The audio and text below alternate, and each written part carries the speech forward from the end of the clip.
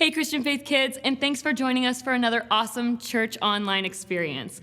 Over this entire month, we have been talking about creativity. Now, creativity is so much more than what the world has deemed to be artistic. Creativity is imagining what you could do because you were made in the image of God. Throughout this month, we have established that it doesn't take an artistic mindset to be creative. We have discussed the limitless quality of God's power and creativity when He first created the world with no inspiration because nothing existed before it. We also have established that because you were made in the image of God, who is the ultimate creative being, you can be creative. Just like the Queen Esther, your creativity can stem from boldness to stand up for the right thing and save a nation. Or, like the friends from last week's story, your creativity can lend a hand in providing a solution for a problem that you encounter by yourself or with a group. You were created for a purpose, and that purpose was meant to serve others, along with yourself. So what now? With all the amazing ways that each and every one of us can be creative, what can we do with it? In today's story, we are going to hear about an amazing message that Jesus gave to the people about the most important thing we can do in this lifetime. And the best part is that we can use our unique formula of creativity to get that task done. So join us in worship as we open our hearts for the message and lift up our creative God in honor and praise.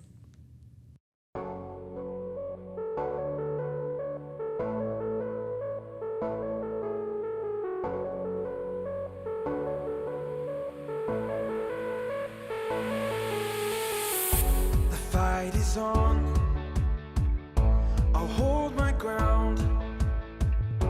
I'm gonna crash the lies of the enemy. I won't back down, 'cause I'm not alone. With you, my God, I'll conquer anything. In you I have the victory, victory. You're the undefeated. I know that you're the risen King, risen King. You're the undefeated. Oh,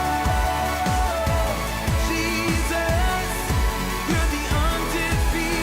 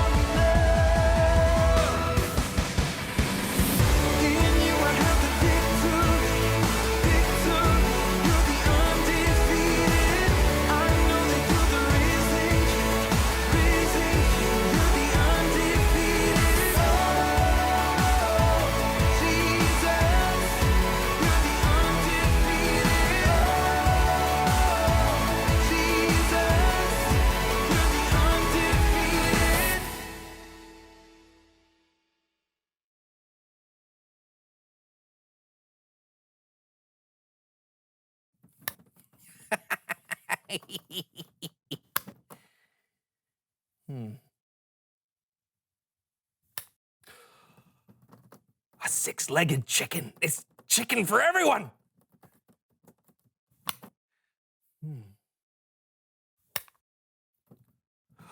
Sheep that can shear themselves.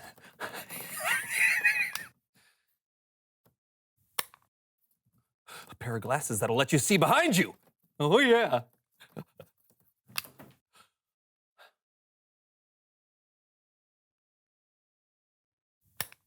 Beef jerky made out of chicken? Novels! Oh, this is the best idea yet. Ah, where do they come from? So strange. Clothes that are made from other clothes.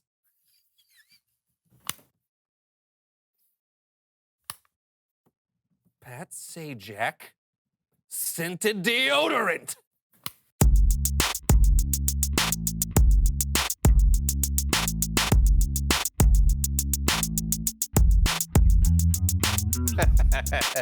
Welcome to the So and So Show. I'm Brandon. And I'm John, and we're wearing awesome mustaches. Yes, we are. Why? Because we're chefs, and every self-respecting chef has a mustache. Gordon Ramsay doesn't have a mustache. Okay, that's one. Bobby Flay, Amaral, Martha Stewart. doesn't have a Subpar mustache. chefs. They're like the most famous chefs in the world. Below par.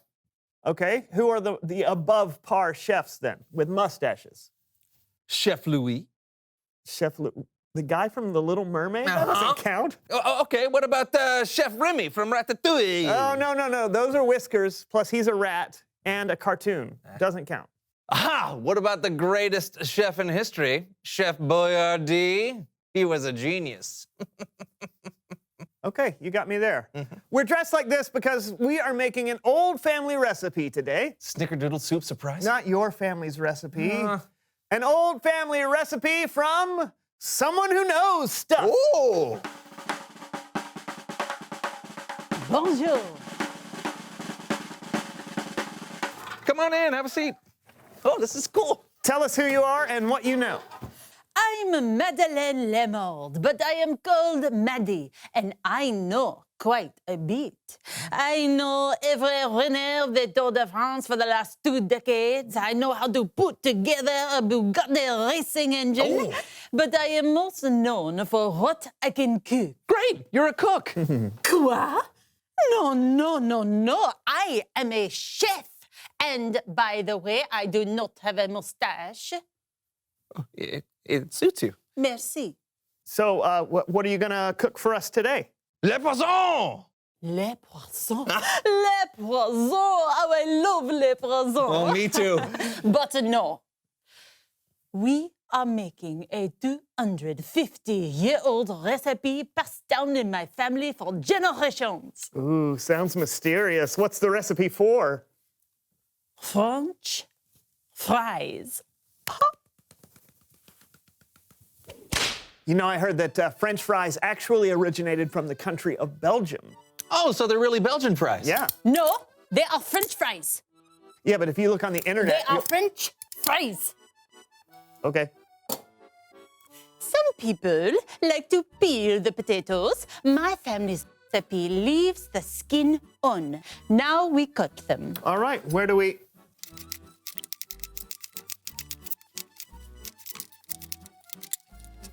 Voila. start? You batter the fries. All right. This batter is what makes these French fries so special and so delicious. This batter is made with flour ground from the wheat kernels from the finest wheat fields in France. And then we add a precise amount of white grape juice squeezed by hand directly into the bowl. And then, of course, this batter contains the perfect blend of our secret family herbs and spices. Yum! Batter up! You Yep. Put the duck fat in the pot. All right, this is duck fat? Yes, of course. What else would you cook in? Yeah, Brandon. Sorry. So, Chef Maddie, is there like a recipe or something in a cookbook or on the internet that in case anyone wants to try this at The home? internet? A cookbook? Quoi? No. This is a secret family recipe. I was taught this recipe by my father, who learned it from his mother, who learned it from her great aunt, who learned it from her great grandfather, Chef Jean-Baptiste Honoré Le Monde. Did he have a mustache? We do not tell people the secret of the recipe because then everyone would know it. Well, I just thought that if the recipe is so delicious that you would want other people to know it so they could, share in the deliciousness. This is something I have not thought about. It has always just been a recipe passed down in my family. Oh, well, I can't wait to pass it down my throat into my belly. So are we going to cook these Belgian fries or what? Yes, of course. You must bake them bit by bit at 375 degrees until they are golden brown. Wait. You're sticking around to watch us cook them, right? Oh, I'm afraid not. No, I do not think I can keep this recipe to myself any longer. Everyone should know, no? No. I mean, yes. I mean, what? Be on the lookout for Chef Maddie's cookbook where all my secrets will be revealed. Magnifique! Bye. She didn't even say bye.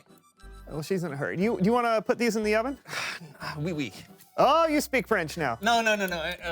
I have to tinkle. Oui. Ah! Oh! I had to tinkle and put on some skin. Ow! It's Bible story time with Kellen.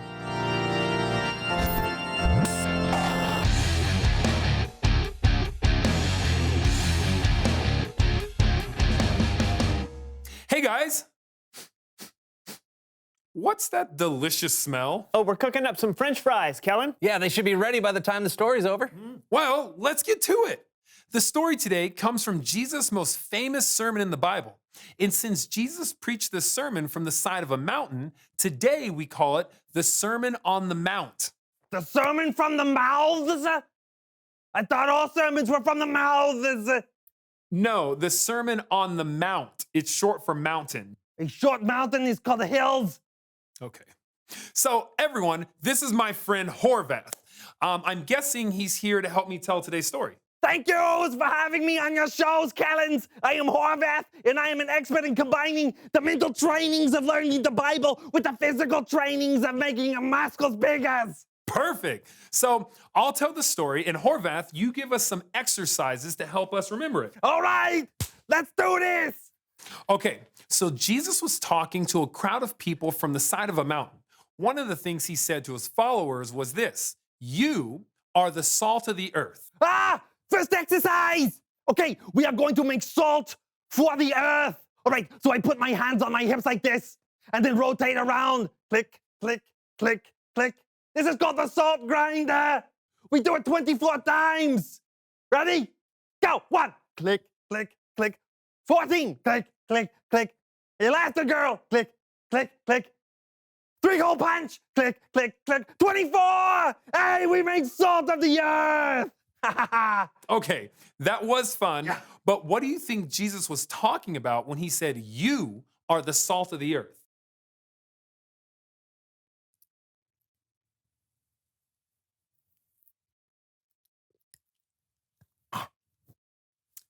Yeah, so when Jesus said, you are the salt of the earth, I'm pretty sure he wasn't saying we actually taste like salt.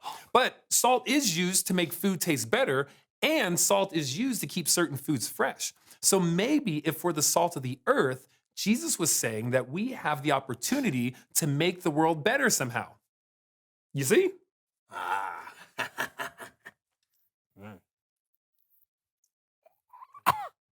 Okay.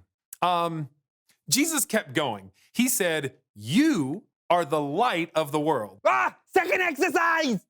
We are not salt anymore. Click, click, click, click. We are lights. So let us pretend to be lighthouses. Stand straight and rotate your head like a light all the way around. I call this turn the lights on. We do it 137 times. Go. 1. 26. Grape nuts. Willie Shoemaker. 137. Oh, what's next, Kellens? Right. So first Jesus called people who followed him salt, and then he said we were light. Well, what do you think that means? Oh, no, don't do that again. No. Here, maybe this will help. Jesus said, you are the light of the world. People don't light a lamp and put it under a bowl, right? Right. Right. Instead, they put it on its stand. Then it gives light to everyone in the house. In the same way, let your light shine so others can see it. Then they'll see the good things you do, and they'll bring glory to your Father who is in heaven. I think I understand. You do? No. That's okay. It can be confusing sometimes. Jesus was saying that if you are someone who trusts and follows him, you should live in such a way that brings light into what can sometimes be a dark world. You should be looking for creative ways to do things and creative ways to love others. And when we do that, it will point others to God. All right. Let's do this. 7th exercise. I call this one ladders to heaven. So we can point people to God's. Okay, so we raise our hands and legs at the same times, just like we are climbing the ladders to heaven. And then when we reach the top, we point like this. Huh? Okay, we climb 45 of the ladder rungs. Go. 1, 6, 45. Now point to God because he is the most important.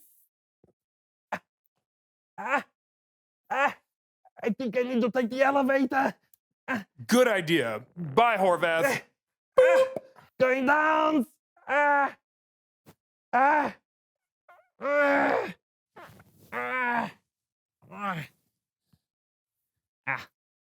Well, just in case that wasn't clear, it boils down to this. You have the light inside of you, and it's up to you to decide how to use it. You can keep it to yourself, or you can let it shine. Back to you guys. Thanks, Kellen. Hey, what are some ways we can shine our lights? Oh, there are so many different ways because everyone is so different. Sometimes it's as simple as being nice to someone. Anyone can do that. But sometimes you need to use your own unique talents and abilities to point people to God. What's important is that you don't keep it to yourself. I mean, do you ever think about how you'd feel if someone didn't point you to God? I'd feel so left out. Yeah, Jesus has been such a big part of my life. I want everyone to know him. Exactly. You're the best, Kellen. Thanks for shining your light. You bet. I'll see you guys next time. Bye. Let's do it. All right, reveal the question. Who first told you about God's story? What a great question, because those were people who shone their light to us. For me, it was a guy named Brett in my senior class at high school. Oh, cool. For me, it was my grandmother. Oh, cool. For me, it was my mom when she took me to Sunday school for the first time. Awesome. Are the fries ready yet? Oh. Ooh. Yeah. All right. Oh, yum.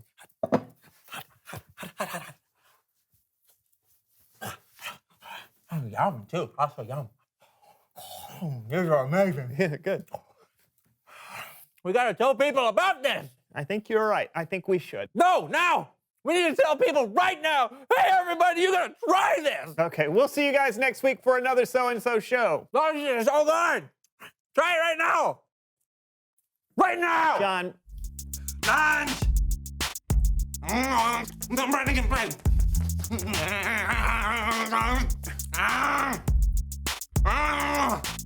I'll be running. You do a spin. All of them.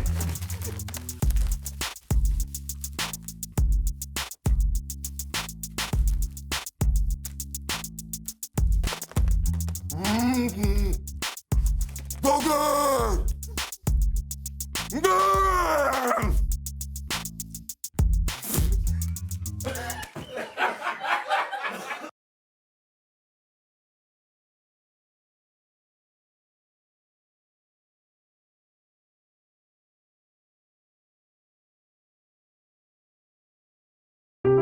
The Bible. It's 66 books of history, stories, letters, and poetry that fit together to form God's one big story.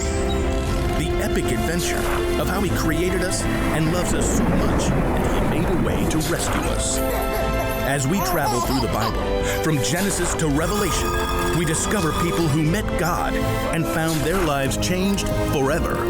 Now, for an amazing story, inspired by the book of Matthew, chapter 5, verses 13 through 16. Keisha Jones tied the strings of a large white apron carefully behind her back. She glanced at awe at the gleaming silver countertops and appliances in the kitchen of a cupcakery where her brother Robert worked. This is amazing. Yeah, pretty great Myers letting us use the mixer and stove. Pretty great, you're helping me. Keisha offered to bake cookies to raise funds for the new marching band uniforms. Even better, she convinced Robert to help her. He clipped the smudge recipe page over the counter. Brown butter and toffee chocolate chip cookies? Sounds weird. Trust me, they are the bomb. Robert worked evenings in a bakery for 3 years, so Keisha had to admit, he probably did know. She looked over the recipe. 2 cups of flour, 1 teaspoon of baking soda, 1 teaspoon of salt? Actually, we're quadrupling the recipe, so that's 4 teaspoons of salt. Robert tossed Keisha a set of measuring spoons. Cookies are supposed to be sweet. Won't the salt ruin them? Nope, salt actually brings out the flavors. What does that even mean? You want to test it out? Fine. I'll make a batch with salt. You make one without. You're on. The siblings worked quickly as Robert showed Keisha how to mix dry ingredients and wet ingredients separately. What do we do now? Add the dry ingredients into the wet mix on low speed. Slowly, or you will make a flour storm all over this kitchen. I knew that. As Keisha worked, though, she began to hear another sound over the mixer. Wow, rain's really coming down. Yeah, and this is such an old building that every time it storms, the power goes out. I can't see a thing. Robert fumbled with his phone until the flashlight came on. It always comes back on pretty fast. We can wait it out. Robert settled down on the floor, back against the cabinets. Keisha sighed and sat down too. She checked her phone. My battery's dying. Entertain me. What? You can't live without your phone? I don't know. Tell me a story. I was just thinking of one. About salt. Really? One that Jesus told. Ooh, that one. Sermon on the Mount. Well, it fits. You know, the cookies. Fine. Read it to me, preacher man. It's in Matthew. I know that. Robert settled in with his Bible app. Jesus saw the crowds, so he went up on a mountainside and sat down. Then he began to teach. And pretty quick he gets into this part. You are the salt of the earth. That's it? Well, no. I mean, then Jesus talks about throwing out the salt if it loses its saltiness. How do you even know if you're salty? I think it's like the cookies. Salt makes things taste better. And people who follow Jesus can make life taste better. Like chocolate chip cookies. Robert punched her lightly in the shoulder. You know what I mean. When we share God's story, we bring hope to others. We help to fill their lives with kindness and joy and peace. All that good stuff. Okay, I get it. Salt, good. There's something about light too, right? Yep. Jesus says, you are the light of the world. People do not light a lamp and put it under a bowl. Instead, they put it on its stand. Then it gives light to everyone in the house. In the same way, let your light shine so others can see it. Then they will see the good things you do, and they will bring glory to your Father who is in heaven. Keisha shifted, trying to get comfortable on the hard floor. So when we follow Jesus, By showing God's love to others. when we do that, others can see God better and what to do. like a bright light. Yikes! Robert leapt up to try to stop the mixer as the power came on. Keisha stood and stretched, blinking. Like a bright light. You planned that, huh? Of course. Well played. Hey, I'm gonna put salt in my batch of cookies after all. Well played. As Keisha measured the salt, she smiled. The cookies would have came out great, but she had some thinking to do about ways she can become salt and light herself.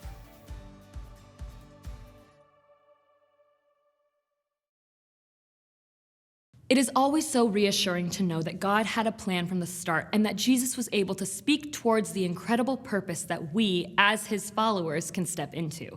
Sharing God's story with others is the first step that you can take to help others know Jesus and the amazing influence that he has on your life. The greatest part is that you could be the person that makes a huge impact on someone else's life just by sharing this incredible news. That question in the So-and-So show is a great one, and think it over.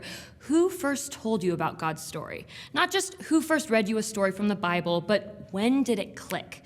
When did you hear about God and all of a sudden you realize that you have a creator who loves you and cares for you and wants nothing more than for you to succeed in this life? For me, it was when I was attending a youth group camp and finally I heard the message that Jesus has told all of us, that you are not alone, you are valuable and you are seen. I will never forget that experience, and the person who invited me to camp because of it changed the course of my life for good. Now, remembering Jesus' words, you could be that person for someone else. You are the salt of the earth. What happens when you put salt on any food? You can automatically taste it. It is apparent and it is hard to ignore. And it doesn't take a lot to go a long way. Even bringing up a small conversation about Jesus is going to leave a person curious and wanting more. You also don't even have to start with an icebreaker where you just talk about Jesus. This is where your unique creativity comes into play. The way that you interact with others, the way that you take initiative on a project, the way that you solve a problem, the way that you deal with your anger or your frustration, all of these things are ways that you can show others how Jesus has helped shape the person you are. Once someone acknowledges the awesome creativity that you have shown, that is your opportunity to share with them about God. Remember our memory verse for this month, Psalm 145:3. Lord, you are great. You are really worthy of praise. No one can completely understand how great you are. Through the good times and the bad, you can always give honor and praise and credit to God for being there to see you through every season of life. This ties in perfectly with our bottom line.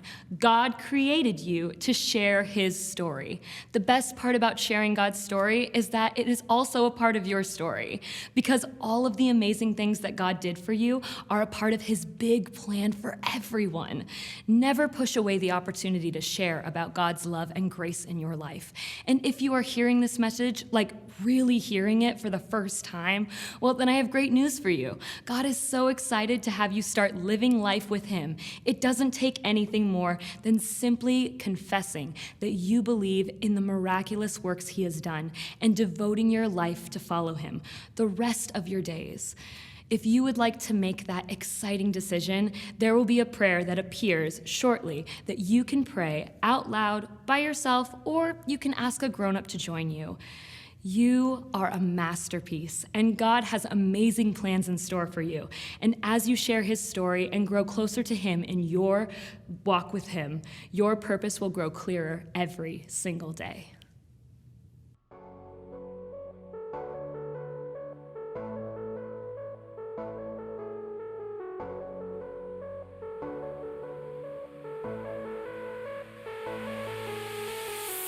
The fight is on.